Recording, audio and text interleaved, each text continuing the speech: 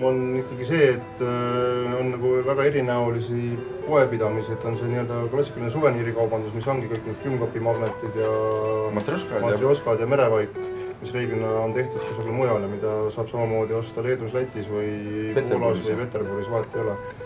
Nii et noh, pigem ikkagi pärineb enamus seda käsitöötoodangut kusagilt Sri Lanka, Indoneesia. Ei no mõtlen kuskilt maalt, või siis Kaliningrad.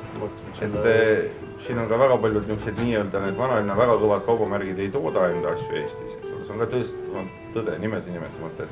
Ja mis seal halba? Kaupmees on kaupmees, eks ole. Et meie asi ongi see, et me ei ole nagu pelgalt kaupmehed, vaid me oleme nagu meistrid, kes on seljad kokku pannud, eks ole. Et see on nii põhimõtteline asi, et meil ei olegi nagu kellegile sõdida. Meie nagu põhiline moto on, et asjad peavad olema oma töökohast tehtud ja eestimaised, et nagu meie poodi muidu ei saa, et see on nagu nõue.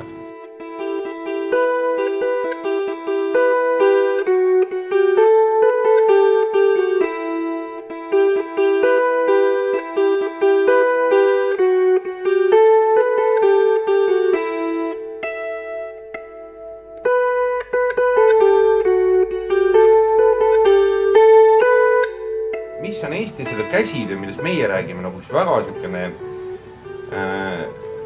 eristumiskoht sellest nii-öelda matrjoskast. Matrjoska nimelt on suveniir. Matrjoska ei ole tarbeese. Matrjoska on niisugune, ei ole ka mänguasi, vaid on niisugune riiulisse pandav asi, mis tuuakse Venemaalt või mis iganes, seal idast. Siis meie tehtud asjad, mis siin all poes on väga suures osas, on tarbeesemed, mis pannad selga või rõivaesemed, mingid reaalsed nagu mingid lambanahad, ongi puulusikas ja lõikelaud, on kõik reaalselt tarvitatavad asjad.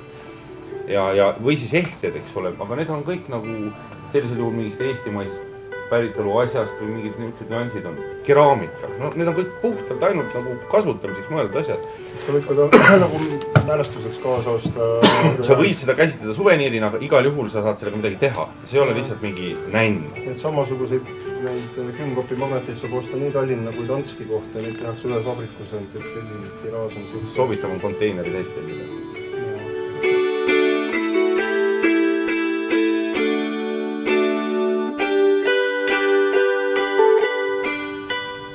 Et veel kord seesama, et kui rääkida sõjaperspektiivist, siis et matrjoskad on ja jäävad ja kui on ikkagi kuskil on nagu äriseadus, mis on Eesti Vabariigis ülimuslik seadus, et nagu eraomand on nii püha ja puutumata, et Vares ka tegelikult ei tohiks selle lennata, siis selle vastu ei saa mitte kuidagi võidelda, mis mõttes võitleda, pole ju vaja.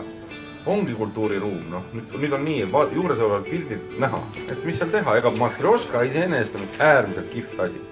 See, et teda on palju, on muidugi kurb, et ta on nagu muutunud klassiks, eks ole, samamoodi kui igas poes müüakse mingi Eesti mingi veidrusest, tehakse mingisugune oomen, eks ole, et kõik peavad selle, ma ei tea, nimetame seda milleks iganes, selle Vabadusristi koopia on nagu valdav teema.